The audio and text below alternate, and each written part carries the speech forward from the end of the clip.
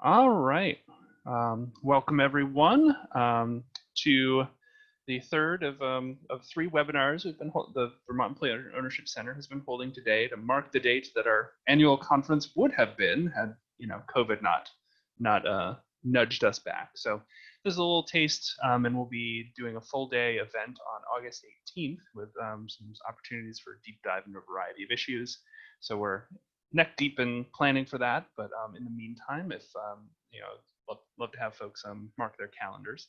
So this session is hot topics for worker co-ops, and very pleased to have Joe Maraffino of the Democracy at Work Institute and Nico Lustig of both Dunkiel Saunders, where she's an attorney, and also a fellow at the Sustainable Economies Law Center to to start off this conversation with some kind of overview of the topics and questions that they're seeing in the co-op world generally.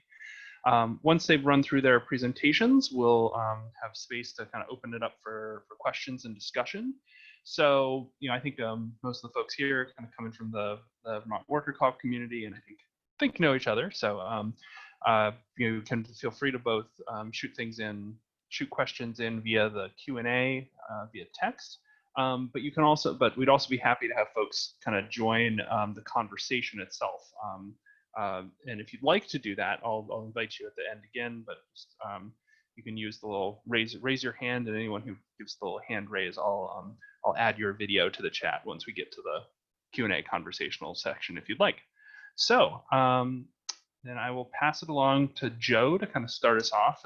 Joe, you want to kind of give a little reminder to folks about Dawi's work and your role, and then kind of dive in? Great. Thanks, Matt. Glad to be here. I always like the hot topics idea. It makes me think we should start off fire-breathing dragons or some like Eye of the Tiger music to show just how hot and exciting this topic is. It's really a portfolio of things we're going to talk about today.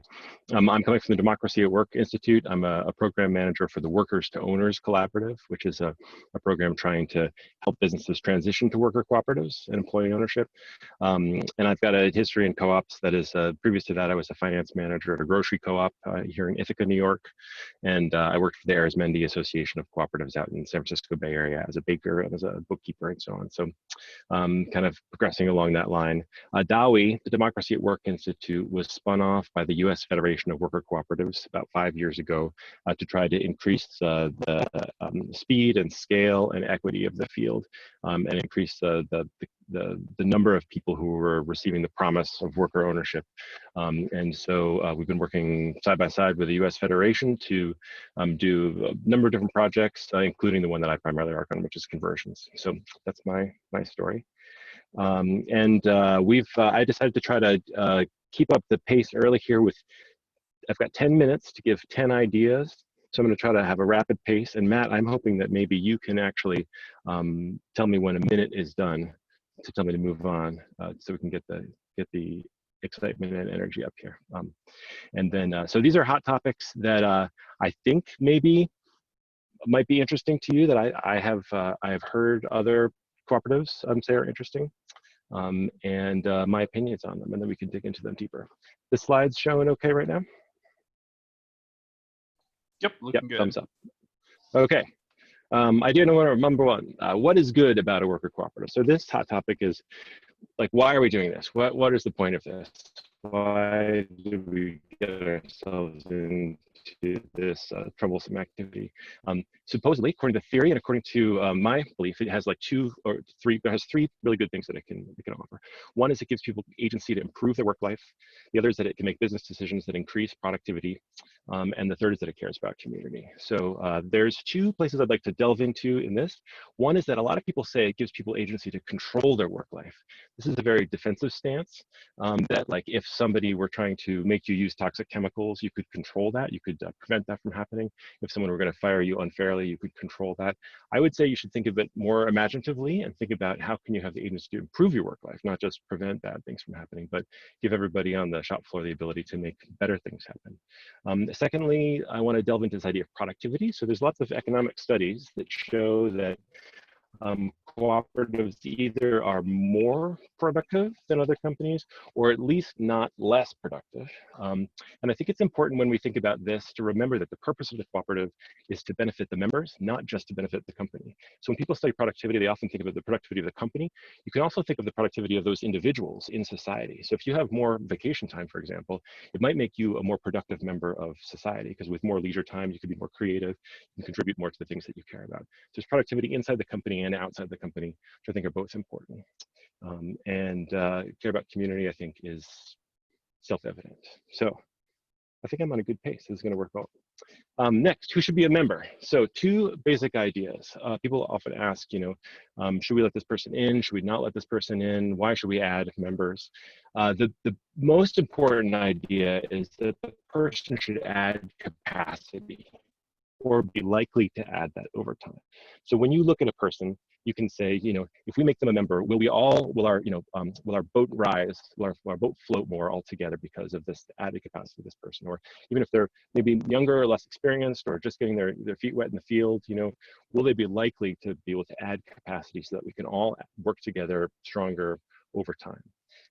And you should have ways to measure that. So as people come in the door, you should have a way to look at someone and say, is this someone who is going to basically make all of our lives easier and make us stronger and push us closer to what we're trying to do? Or is this someone who is lower than average and can drag down the average of the group in some way? But secondly, and this is something that people don't really think about often, is that the cooperative should also add capacity to the person. So in this case, you could look at the person and say, our cooperative offers voice, we offer a real high quality experience at work. Is that what this person is looking for? Do they need the cooperative because the cooperative offers something that's uniquely good to them? An example in my life, when I started working for the bakeries at Arizmendi, they gave me the opportunity to mess around in finance, in human resources, in hiring, in recipe making. That was something that I actually really needed. I needed somebody who could give me permission to explore and learn. And in other businesses that I worked at, that wasn't available to me. So that added to my capacity, and I've grown from there. So the question you want to ask in all of these is like, how do you know if you're doing this? So when you look at this question of capacity, how do you evaluate someone at the 6-month mark or the 1 month mark to figure out whether they would be adding capacity over time, whether you would be adding capacity to their life over time? It's not always easy to tell. Number 3, Matt, you're not interrupting me. I must be doing okay, or you've forgotten about the task. So why would someone want to become a member? So this is a question that I've heard from some Vermont cooperatives and from other cooperatives around the country. Someone comes and says, well, it sounds like more work. It sounds like more responsibilities. Why should I like to become a member? What's so good about that? And my perspective on this is that there are sort of 3 horizons where you need to have a strong offer to the person. And you need to be at least good at all 3, competitive with other job opportunities that you have. And then you should be great at one of them. So the short-term, quality of work life, the medium-term, fair pay, and the long-term, financial and professional growth.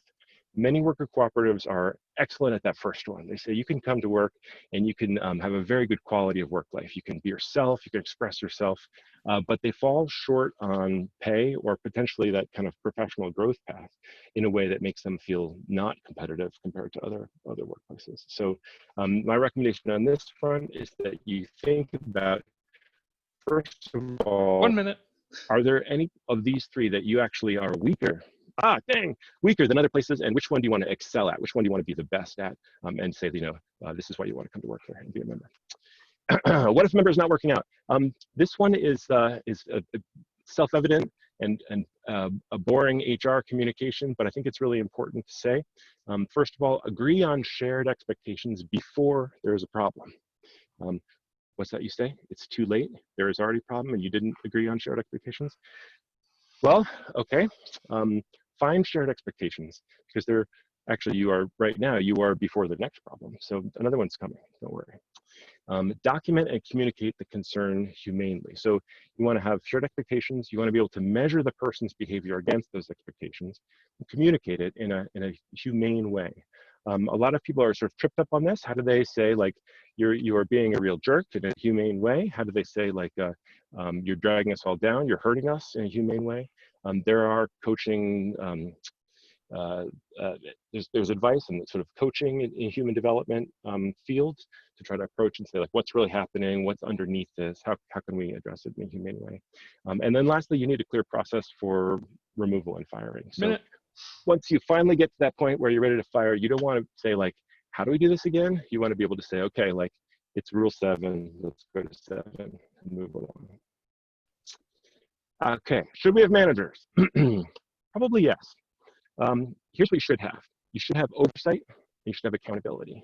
Groups need those things. They need someone watching to see if something's going to happen, and they need to be able to turn to someone and say, you said you would do that, and you're not doing it. They need oversight and accountability. Those typically are things that managers can do. The second thing you need to do is you need to have someone who's responsible for making hard stuff happen when the group needs it. And not just someone who feels responsible for making hard stuff happen, because that ends up being the invisibilized labor of women who pick up the role when nobody else is doing it. And we don't want that to happen in our cooperatives. We want someone who is responsible, not just someone who picks up the slack, regrets it, is not recognized for it, and feels no reward. So you want to have those things: oversight, accountability, real responsibility. Those things can happen in a manager, they can happen in a committee chair, they can happen in other roles. But I think you should have at least management, if not managers per se. Minute. Thank you. Should we have pay transparency? Probably yes, I would say.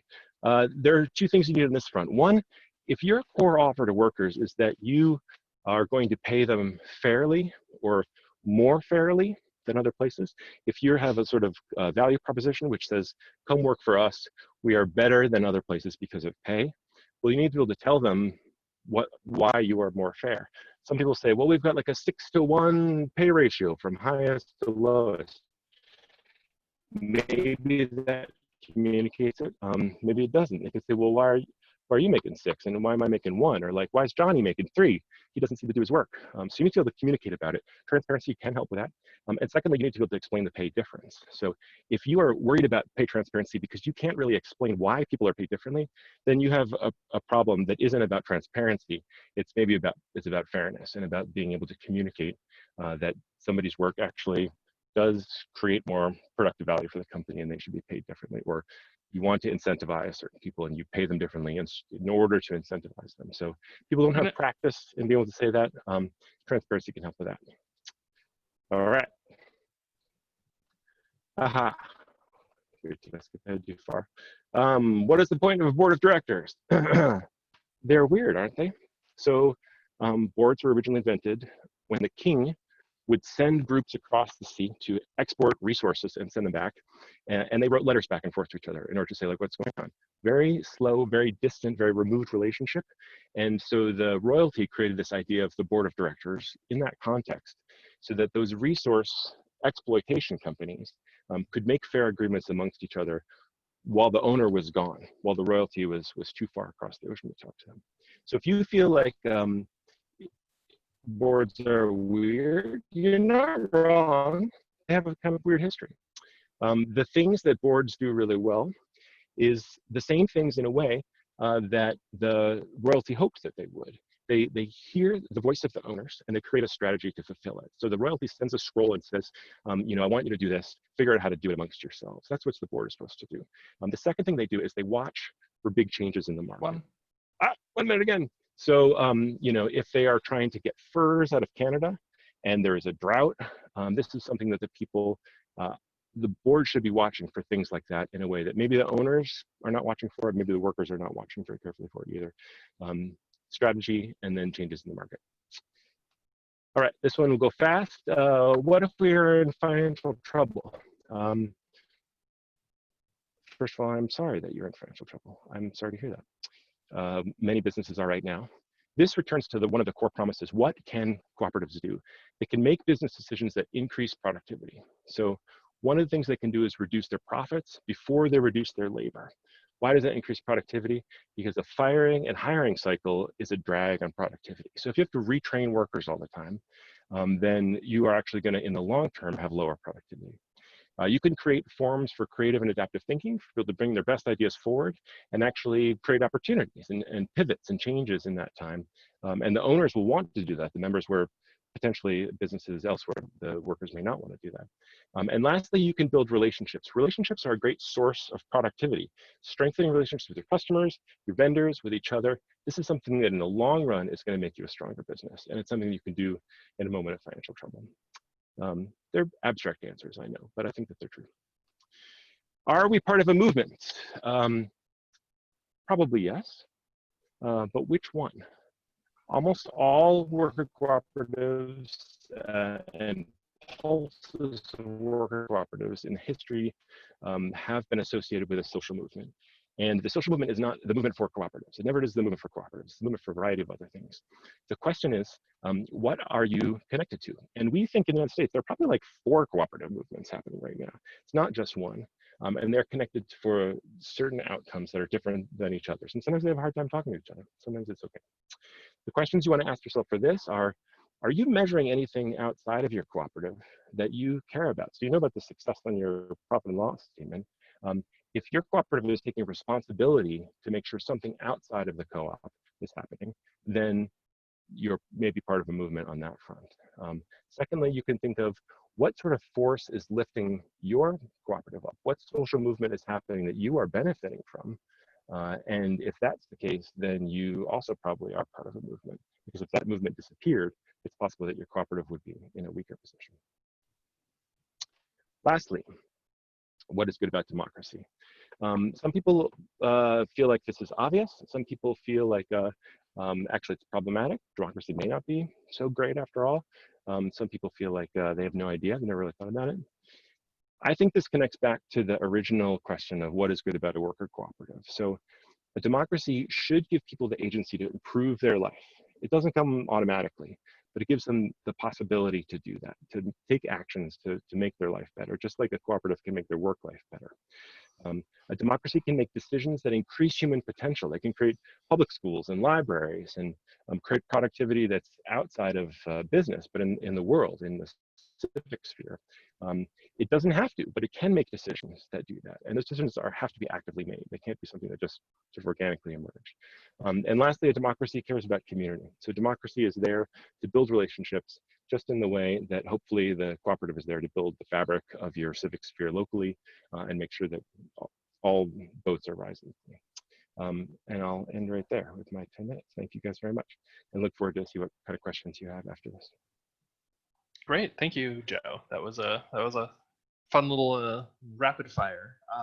So now we'll shift over to Nico to bring the the legal perspective and so some of what you've been hearing as well from the from the Sustainable Economies Law Center fellowship that you've been part of.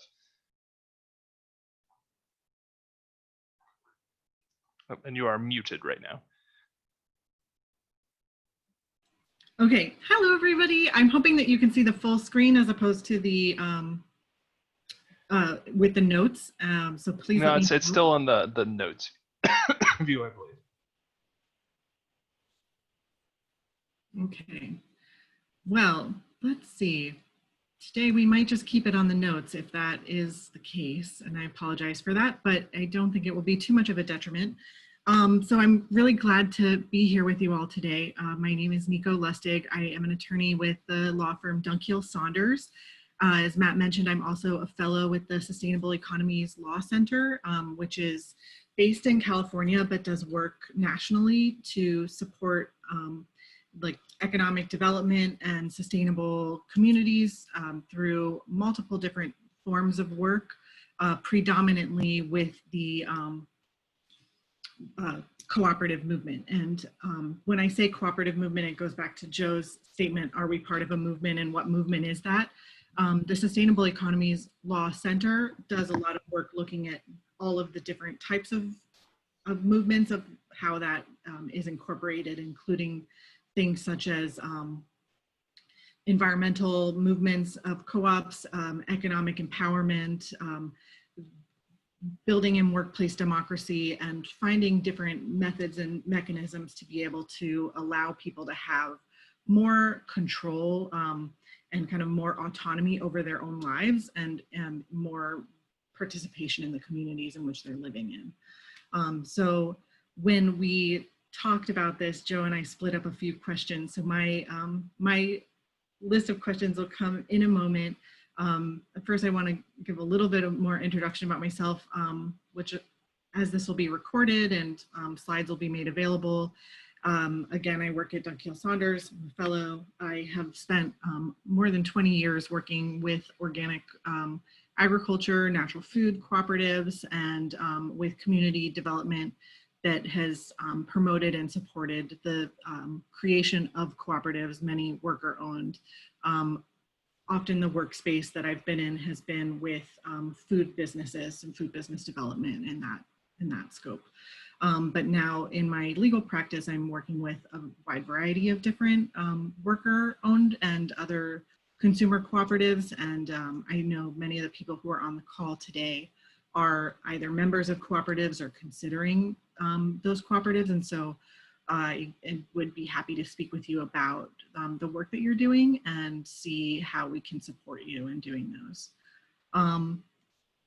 Let's see, as an attorney, I like to give the disclaimer, fine print, is that I will be talking about some legal information, but that is for educational purposes only and will not be legal advice for you specifically.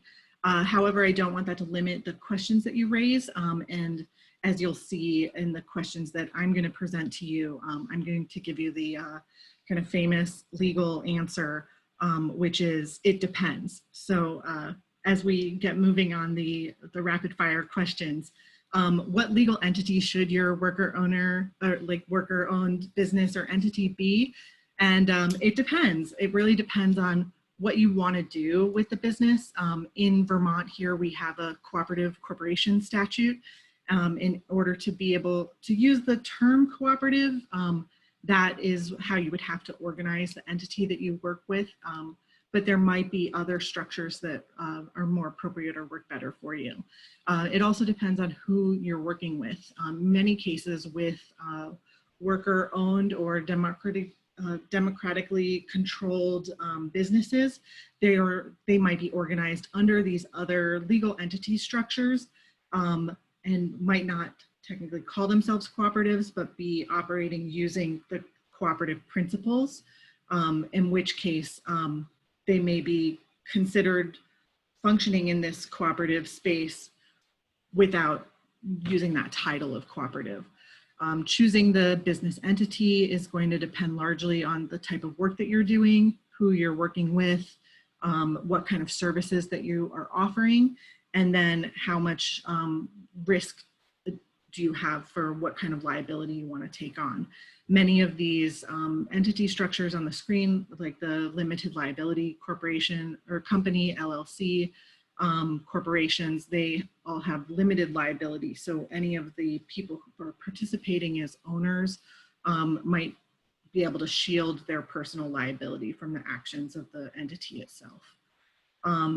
For the tax exempt nonprofit, as worker owned or worker controlled, and many of those could be worker directed nonprofits, which is another entity structure. So as we go through this, oftentimes worker owned businesses are for-profit entities, and here in Vermont, many of them are organized as the cooperative corporation, but they don't necessarily have to be.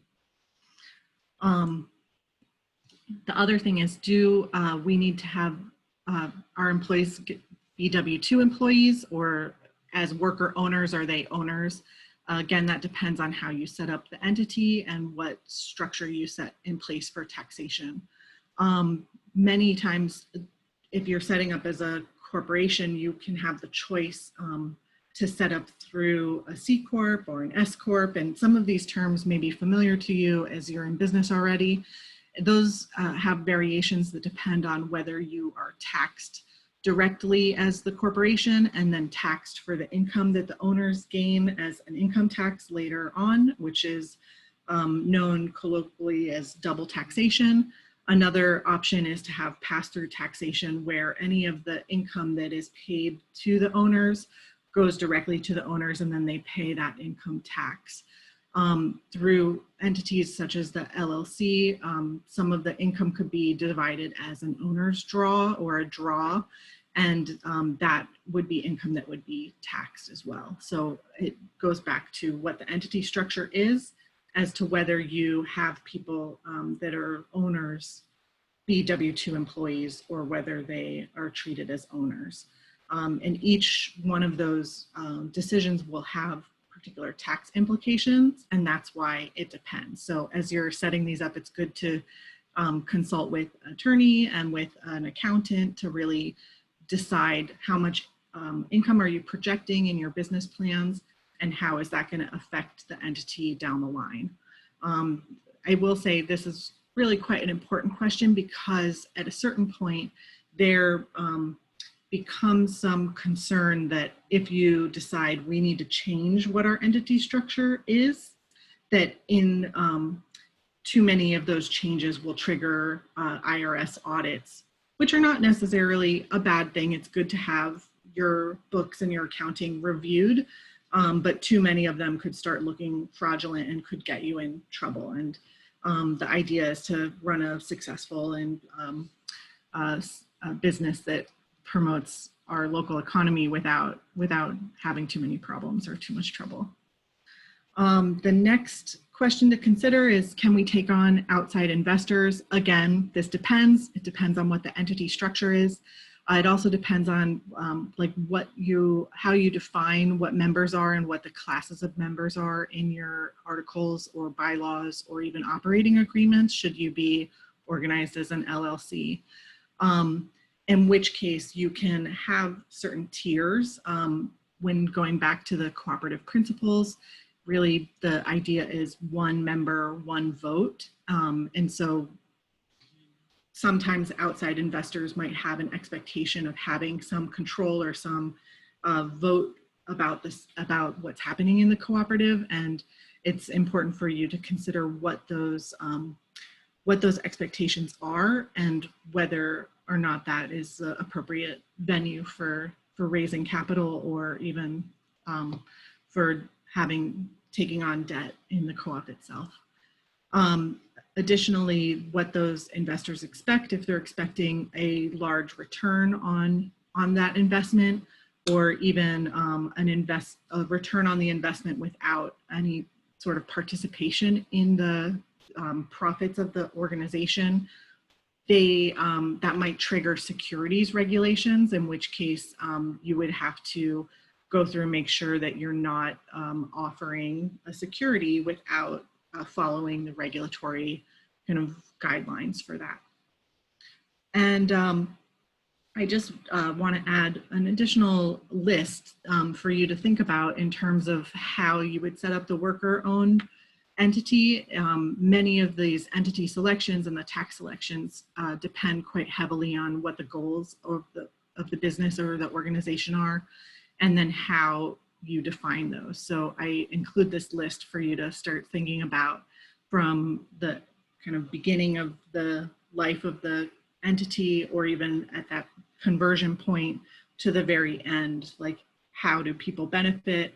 What are those benefits? What are they required to put in, and what kind of rights do they have based on what they put into the entity itself?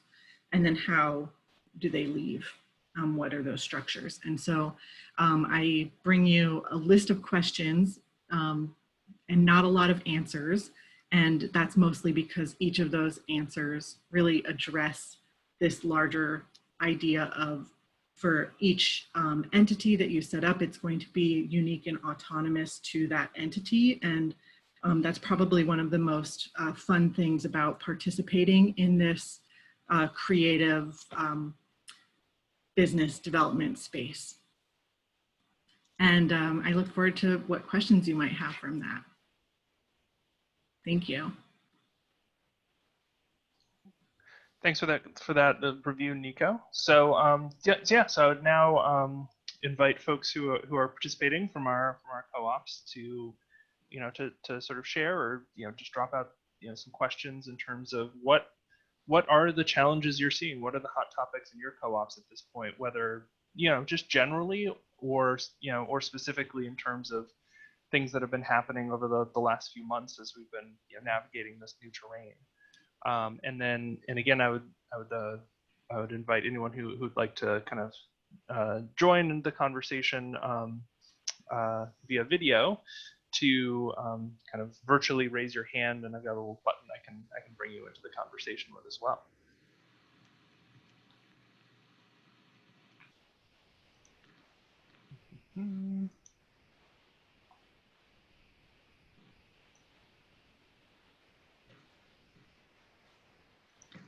I guess I could start with a question for the attendees and participants. And you can answer in the chat or raise your hand, I guess, somehow, and we can bring you in on the chat. But is everyone who's in this group a member of a worker-owned cooperative?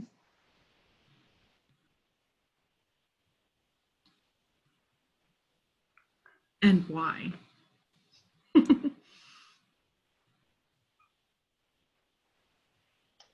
Looking at the attendee list, it looks like, I believe, everyone except for there's one or two names I don't immediately recognize, but yes.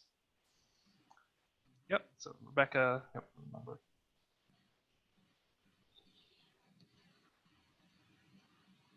Great, yeah. It's actually nice to see a lot of familiar names on the list. So welcome everyone. And if you do have more specific questions other than the why be a co-op, but really thinking about what is happening right now for cooperatives, we'd be happy to address those. I see something from Elias. I'm from New School of Montpelier, worker-owned cooperative. Would be awesome to know who else is here.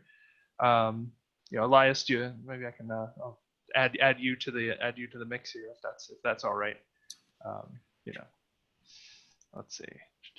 Sure. All right. Allow to talk. There we go.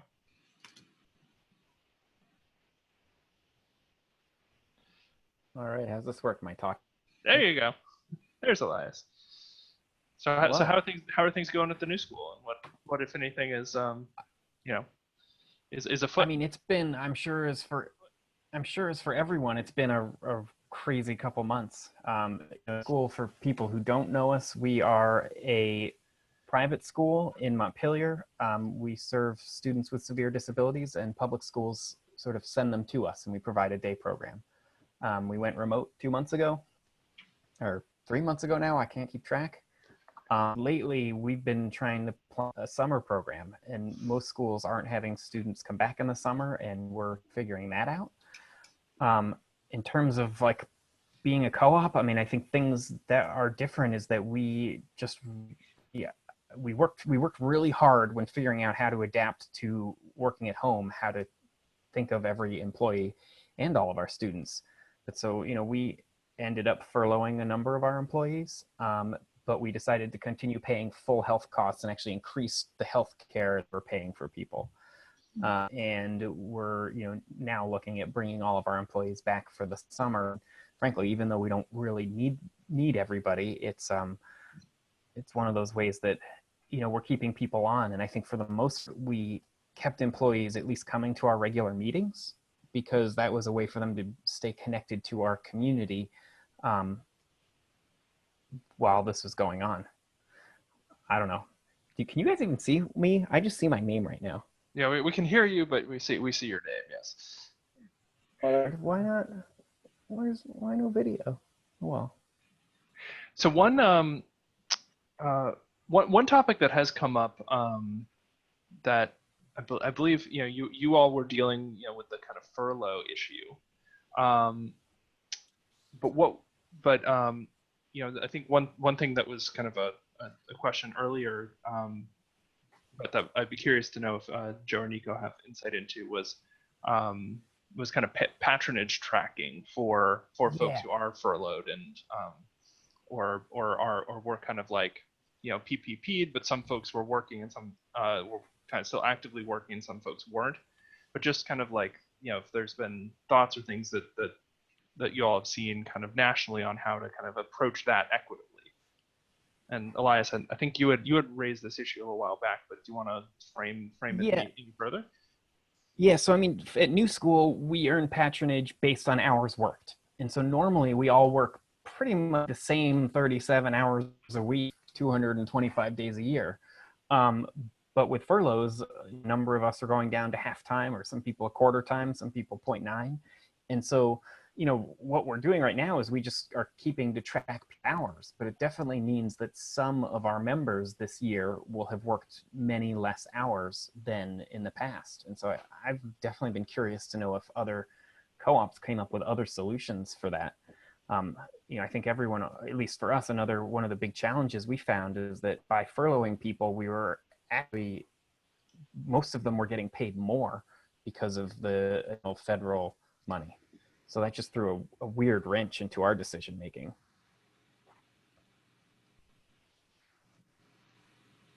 Do you want to take a first attempt at answering that, Joe? Oh, sure. Yeah, I'll say a little bit. I mean, hi, Elias. Thanks for being so transparent about what's going on there, and I applaud you for furloughing people and trying to bring them back. It seems like that's like the long-term thinking, and the like bringing people to meetings is like still deepening their relationship even while they're furloughed. So it feels like the right thing to do. The kind of technical aspects of it, I mean, the thing that I've seen is that some cooperatives, by furloughing somebody, suddenly they're not a member in good standing according to their bylaws because they're not working enough hours. So they've had to sort of pass emergency bylaws adjustments to say like, just because you've dropped below 20 hours a week doesn't mean you've lost your membership, because otherwise legally they would have had to do that. So there's kind of like ways that people intervene there. I haven't heard anyone that is addressing the patronage issue in the way that you are asking about it. But I have heard of some of the kind of home care cooperatives that when there is not enough work, that they continue to have sort of a minimum hours worked that are paid for, so that as the market expands and contracts, there's like a baseline of kind of guaranteed pay that comes out of the reserves, if there's not enough work, so that nobody is like forced to try to like find work elsewhere during that time. So it's possible that there could be some way in which the patronage would be better in the long run, having two ways of calculating it. You say like everyone receives the baseline, and then above that, we calculate it based on hours. And maybe this is something we never thought about, because we didn't think there'd have to be this like this baseline situation. But it's possible that there could be something more fair for crisis times to have a different calculation that that includes people who are involuntarily furloughed. That's just what comes to mind for me. I do think it's really important to kind of draw it back to what your bylaws say, and being able to follow those bylaws or be able to amend them as needed to kind of manage whatever emergency situation is up. Amongst the group of fellows through the Sustainable Economy Law Center, we've talked about this patronage dividend issue and how it gets managed when you do have people who leave to go on unemployment.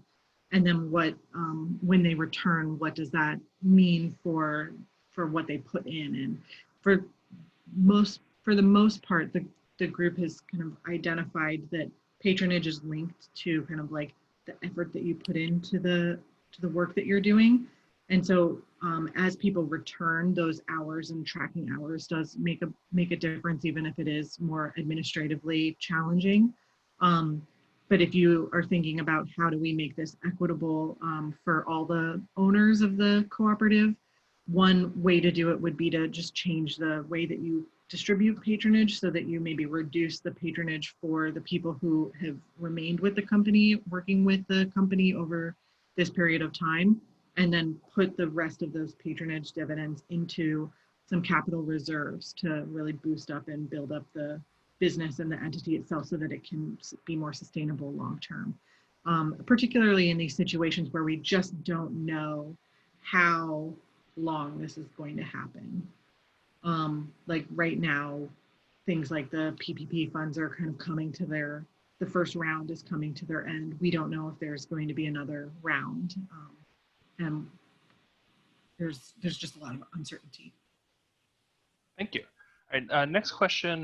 Rebecca added something to the chat, and so I'm gonna bring her in to into the conversation as well. To sort of flesh out our question a little bit more, and then I've got Deb Harris next on the stack. So, Rebecca, you there? Yes, I'm here. Can you hear me? Mm-hmm.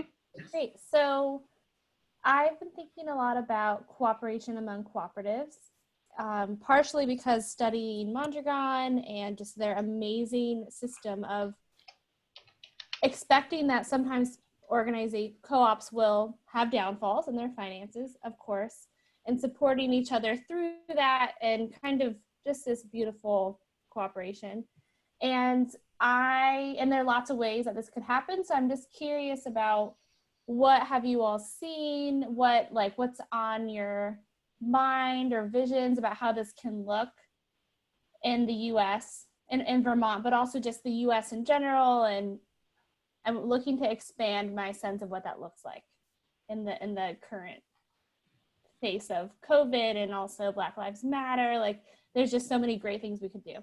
So that's what I'm thinking about.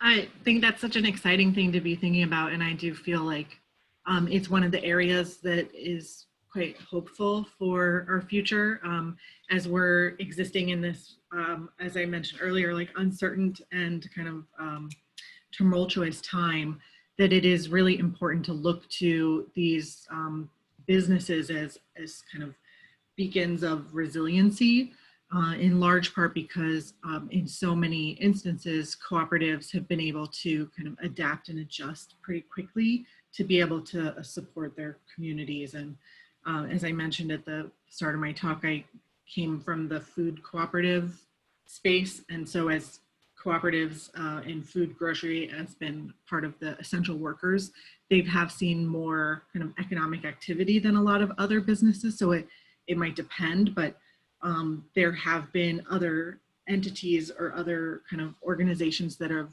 really been able to step up and provide loans to other cooperatives or provide resources. And then there are even people who have been talking about the possibility of creating kind of a larger support organization that could provide employment services and work for potentially like unemployed people to become owners of an employment agency to be able to serve cooperatives and be a cooperative themselves. So those are the kind of things that I've been hearing about that I think are really exciting and hopeful. And Joe, you've probably heard a fair share as well. Yeah, I think it's a great question. I mean, I sort of think when people talk about co-ops being resilient, the relationship between the cooperatives actually I think is one of the places where that resilience really lives. And the co-op is just probably also somewhat resilient, but having the deep kind of trust amongst groups is a place that you can move resources between them. And so frankly, I think it's a little bit weak in the United States. Part of it, I think, is that when you look at the examples from some of the European countries who've documented going through crisis in 2008, their cooperatives were very well organized along industry lines. So, for example, here in the U.S., we probably could, in a time of crisis, all come together and get really good anti-racist trainings from AORTA or from others, and we could probably all come together and get really good kind of trainings on the federal benefits that are possible from the U.S. Federation of Worker Cooperatives. But if all the food service cooperatives wanted to come together, all the restaurant cooperatives wanted to come together, they have no one right now to turn to that says these are the changes that need to happen in the food industry. Let's work together towards innovation. They're all a little bit on their own. I mean, there are relationships here and there. So I think that's when I am thinking about the next crisis and what we're missing for now. I think that the place where the well-documented European examples were really strong was being able to say restaurants are never going to be the same. Let us all innovate on that front together in a very sort of industry-specific way. In the U.S., I feel like we have much more of a kind of general support, again, along federal benefits or along organizational development, but less so those industry things that are really, really going to be important. There's one or two examples of businesses pivoting to create personal protective equipment for other cooperatives. For example, Opportunity Threads down in North Carolina, shifting their textile manufacturing, their worker co-op. and sending equipment up to Cooperative Home Care Associates in New York City. So those kind of like independent one-on-one relationships sometimes have been really, really strong. But I long for that kind of second tier of cooperative support that can get people together along industry lines as well. So I found a question from Mary at PT360 around sort of another patronage issue, and I think she's listed under also Deb Harris. So I'll add both of you, and whichever one of you is Mary, speak up. There we go. And then I'll rename the appropriate person. Yep. Okay. Hi. Yeah. So one of the things that I think that we've done really well is that we've kept our employees very apprised of the financial situation of the cooperative. And we've individually actually shared some finances with them so that they understand if any changes are going to be made in the near future, that they will be on the front line to know ahead of time so that they can prepare for themselves and their families. And so obviously we're now delving into the area of, the PPP is going to run out, and we now are on our own, and we're a medical facility, and consumer confidence is still, it's ramping up, but it's still a little low. And we have all these CDC guidelines, and we have teams that work alternate days and whatnot. So it'll be interesting. But we had someone, an owner, who qualified for the emergency family medical leave. So everybody else stayed on regular, was paid their full salary, but nobody really worked full time because we were doing telehealth for a long, long time. And the reimbursement on telehealth is not great. And obviously to get people to change from in-person to telehealth was quite interesting. But so we have this person who did qualify, who has been out now for 8 weeks, or 12 weeks, I should say, on the emergency family medical leave, which is giving her 2/3 of her salary, but she's not working because she qualified for one of the 5 qualifications that puts you there. So what does that do to those 12 weeks she has not worked? Do they come out of? Our patronage also, like Eliza's, is based on the number of hours worked in the year. I would suspect that those 12 weeks were not time worked.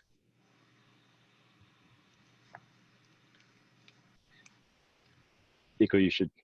I think that it's a really important question, and for my purposes, like, it's so specific that I would be happy to talk with you offline about it, because it does raise a lot of legal issues. But just broad and generally speaking, I guess it's going to depend on what your practices have been over time, and what your bylaws say again. Our bylaws don't have any pandemic clauses, so that's the problem. This is uncharted territory. The pandemic is uncharted territory, but the like family medical leave is pretty, it has like a long-standing kind of history of case law and examples of how that's happened. So there are probably examples that you could rely on. I'm not sure exactly how that fits into the like CARES Act emergency family medical leave. Yeah. But I think as you kind of layer them over, that it's important to like go back to the hours worked and what that means. And interestingly enough, she not only qualified for the emergency family medical leave because although we're an essential business, so is her husband an essential business. So one or the other of them had to stay home with children that there was no longer school. But in addition, her job description was not covered under telehealth. So she's an athletic trainer. They weren't going to pay her to do telehealth. She's a massage therapist. That was no longer. So even if she didn't qualify for emergency family medical leave, she probably could have, she probably could have been furloughed and collected unemployment or whatever, but she fit into that category. But obviously she hasn't worked. She hasn't added anything in the 12 weeks, you know, to say, oh, well, she was able to work part-time or whatever. So I just didn't know what the legal, you know, what is the legal standard for that. But I wonder if or Joe, if you have any thoughts, but also like, you know, Elias, since you all have a fairly large workforce, have you had kind of and like and I think you actually went through some family leave recently, but do you all have policies there in terms of how you approach sort of family leave and patronage?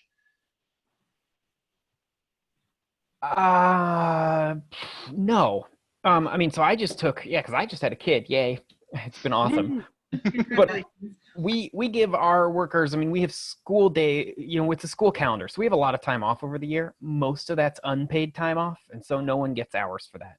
We have 12 built-in holidays. They count towards patronage. We have 12 CTO days. That's time off and vacation days. And that counts towards your patronage. So when I took an extra 5 days of time off. So I got 3 weeks off when my daughter was born. And because it was given to me as CTO, that's time that we would count towards patronage because it's paid time off. We consider it time worked. In terms of, you know, the CARES Act, to my knowledge, we haven't had anyone use it. And a big part of that was because our work went down so much. We went around and asked anyone who thought they needed to use it. And we just kind of made sure we furloughed them. You know, the way we're looking at it is that way we were more likely to get them. In a non-discriminatory way, right? In a very non-discriminatory way, yes. I mean, we were trying to be very careful after consulting with lawyers about how to do that in a way that didn't, run afoul of anything. But basically, we needed to furlough numbers of our employees, and almost all of our employees we furloughed to similar amounts. We made sure to ask about what their needs were in terms of taking care of kids and other health concerns. And so, to my knowledge, we haven't had anyone take the 2/3 pay, I guess. So Joe, have you heard anything about this kind of from at the kind of national perch? I haven't. No, I don't have any detailed information on this. I mean, in a general sense, I feel like it seems like there's a lot of questions around, can people still get their patronage? It seems like that's an important part of what people need in the company. If people are worried about that, like maybe and either prevented by the bylaws from getting it or from legal sources, maybe there's ways to emphasize the other value that they are getting, you know, this sense of future work, with the promise of being rehired, you know, the other benefits that are, like Elias was saying, being paid health benefits even while people were furloughed, things like that. So if there's a social issue around people not feeling it's unfair that they're not getting their patronage during this time, maybe there's a workaround in terms of emphasizing other value that you are offering. Mm-hmm. Yeah, because it does seem like seems to be a kind of categorical difference between the idea of using your sort of paid time off, which is kind of the equivalent of, you know, essentially banked hours worked, right? And then sort of a form of leave that's in this case, you know, under traditional Family Medical Leave Act, it's kind of an unpaid leave. But you know, with this essentially federal supplement to that question of, you know, does that compensation fit into the profit sharing scheme, or is that something that should be considered sort of a separate flow? Seems like an interesting differentiation. I wanted to ask Mary and Deb whether the future PT360 is going to be to return to normal, or if you feel like you are permanently changed by this in terms of how you're going to have to be creative and think about your business. So, you know, as you well know, no one knew what to do. No one had standards of telling us how to practice or if we should practice. We were told by the governor of the state of Vermont that we were considered an essential service insofar as we would be open for urgent and emergent cases. So keeping the person who, you know, woke up with severe back pain out of the emergency room. and keeping the person who had lymphedema and needed to be treated and couldn't go 8 weeks or whatever. That was a person that we could treat, but we had to screen everyone for anyone who was compromised, anybody who was over 65, who had comorbidity, anybody who had. So we started that process and really went from full schedules in 4 locations to only urgent patients, and then tried to figure out how we do telehealth and who was going to reimburse us, because some of the insurance companies didn't even know that they never had physical therapy via telehealth. So it was very complicated in the beginning. We did very little business. Then as people started to become more comfortable because their physicians were doing telehealth, we kind of did some telehealth. But truthfully, we're really not a telehealth organization, a profession. It's very difficult to monitor somebody's movement patterns and giving them things to do and not being able to check in with them to see if they're doing it correctly tomorrow. So we went from that phase to then we reopened again on May 11th for non-emergent cases. We've, like I said, scattered our teams. So if one team has somebody come down with the virus or has a patient who is, it doesn't close the whole facility. It's just that team that has to be closed. So I think we've done a great job. We're taking temperatures and we're cleaning between patients, and they go in one door, go out the back door. I think it's forever changed until we get a vaccine. I mean, we will do what we can do to keep our employees and our patients safe. Now that people are having elective surgeries and feeling a little more confident, we're a little busier, but I think we're probably doing 25% of what we did in February, which is not sustainable when you've got 36 employees, some of whom are not direct revenue generating people. So we have kept everybody on the payroll. We have paid a lot of time for people that aren't working. I mean, the billers had nothing to bill and the schedulers had nothing to schedule. But now it'll be very interesting, I think, in the next 90 days, whether or not we can, generate enough revenue to pay our fixed costs and our salaries, because really that's all we care about right now is just to tread water for a little while, because who knows, we may be back out again in October. And then we may have to look at a different source. But I think we will conduct business differently. We had a lot of self-paying classes. We had a lot of people who used the pool after they were finished with us for 3 months. And now we're limiting the number of people in the locker room, a number of people in the pool. So I think that's not going to end anytime soon. Mm-hmm. So yeah, I think one of our offices is directly related to the University of Vermont. So if the students don't come back in the fall, which they haven't been back since spring break, which was the end of March, I don't know if that office is sustainable, because that's what they treat as college health. So I think there will be certain things. I mean, we have plexiglass, that's not going away. We have, certain mandates from the CDC that I don't think will go away. And I think some of them are good. I think some of them will stay as policy, but doing business the way we did it in January, I don't see that happening for a long time. So what Mary brought up, and we're getting near the end of the hour, but maybe this is kind of a round of questions, and for those who are kind of not on the video chat but would want to maybe answer via the little chat window. But as you're thinking about your co-ops and coming into the recovery phase, what are you kind of looking at in terms of the sort of your strategy or the resources that you're going to be using to try to to try to sort of relaunch? Is it something where it's kind of reducing hours and capacity and trying to sort of like relaunch with cash flow once we get beyond the initial this initial sort of federal support? Is it looking to some of the like low interest SBA loans to kind of bridge a period of time? Is it kind of doing some internal sort of pay cut? Like what are the strategies different folks are looking at using? So I don't know, maybe Elias, do you wanna sort of start in terms of where your all's thinking is at? Sure. I mean, so I was just saying in the chat that I agree it's forever changed, and I think that some of that's for good and for bad. And like for schools, what's really interesting is I've gotten teachers to do technology and online teaching that, you know, I've spent a decade trying to get people to do.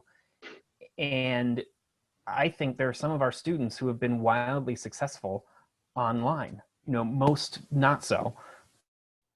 You know, I hope in the future we're more flexible. You know, what we're planning for the summer is at a day's notice to be able to be in person or not. And so those are the things that are sort of forced out of it. In terms of just how do we get back up and running, like I feel like we're doing always a right sizing. We're always looking at how much money do we have coming in? How can we use that to keep us afloat while keeping as many of our employees as possible that are connected to us, even if they're making in a few times a week. The fact that they're connected means that when we do have work for them, they're going to come back on. I don't know. That's sort of the stuff I'm thinking about, is really how do we keep our community alive through all this turmoil? Mm-hmm. And Mary, any sort of final thoughts on that as you all We just, think of the future? like I said, we were pretty transparent with we have had owner meetings every 2 weeks, and we usually have them every other month. But we launched, you know, we had put a hold on everybody taking vacation time because everybody had vacation time pretty much paid while we were going through this. So we decided that for the next 10 weeks that we were going to cut everybody's salary by 15%. Keep everybody employed, everybody works the same hours, keep the benefits, keep the simple IRA match, and give them, you know, 4 days of CTO time to take, so that if people wanted to take a long weekend or do something like that, and explain to them that should we get busier in July, we would pull that 15% back and give it back in August, or told them that at the end of the year, if we were back up and running at some kind of capacity, that we would reimburse everybody their 15%. And everybody could not have been more appreciative of the transparency of some of the financials, and also the fact that it was everybody. It wasn't, you know, I mean, it was, and we did have a couple people that we felt were on the lower end of the pay scale that would really have a hard time. And it was a unanimous decision for a couple of those people to not have the whole 15%. So we're doing the best we can. We told them if we have the money, we're going to give it back to you. It may not be 10 weeks, it may be 8 weeks, which we're hoping, but that's kind of the way we're going to handle the summer. Great. And then, you know, I also see it's Kevin McAllister is hanging about. Kevin, is there anything from kind of how Catamount's doing you'd want to share before we wrap up?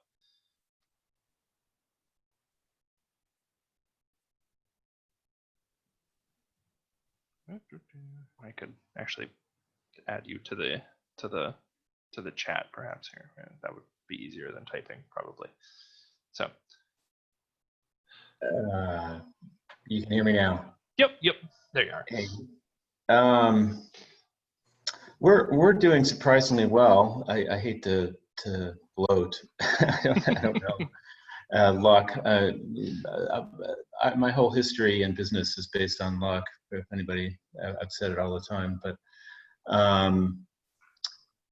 in the state, they first when he started turning the mythical spigot, the first people that went back to work was outdoor construction. So we got started relatively early back to work. We were completely out of work for, I don't know, 4 to 5 weeks maybe. The P&L for April was pretty stark with 0 revenue in April. We did not, we struggled at the very beginning to decide what to do with people, whether to go, pretty much went full circle from the idea of, potentially furloughing everybody, going into hibernation mode as a survival strategy, to where we ended up. Thankfully, in large part to the PPP program, we didn't furlough anyone. Everyone stayed on, fully paid, full benefits. Struggled a little bit with the patronage question. It's not really fully answered. So, people with our labor force in the field not being able to work, they were getting their full 40 hours paid with not really producing any productive labor, whereas many of the office people were probably working considerably more than 40 hours. So we're circling around that. We have a few ideas of how to deal with that. But we're out there. We're working now. I don't know. We're doing okay. Great. Thanks for sharing. So we're a little over the hour, so I figured it would be a good time to wrap up. But thanks for everyone for kind of chiming into the conversation. And big thank you to Nico and Joe for sort of framing it up and bringing your perspective. So maybe Nico and Joe, any final thoughts before we head off? Okay, starting with Nico. Well, I just really appreciate everybody's time, and I kind of circling back to the cooperation amongst co-ops. I feel like I want to appreciate Matt and the Vermont Employee Ownership Center for really holding space to bring people together to talk about these issues, and for everyone being so transparent about what is going on with them right now, because it really helps. I'll just speak for myself. It helps me be in a position where I can better serve and help all of you as you need, or other cooperatives moving forward. So I'm glad to be part of this. Thank you. Thank you, Nico. And Joe? I just really appreciate hearing all your stories. And I think the one thing that comes to mind as I hear stories from around the country, I think co-ops are very good at making decisions which like reduce the harm to their members. And that's like it's laudable, and it's compassionate, and it's the right thing to do.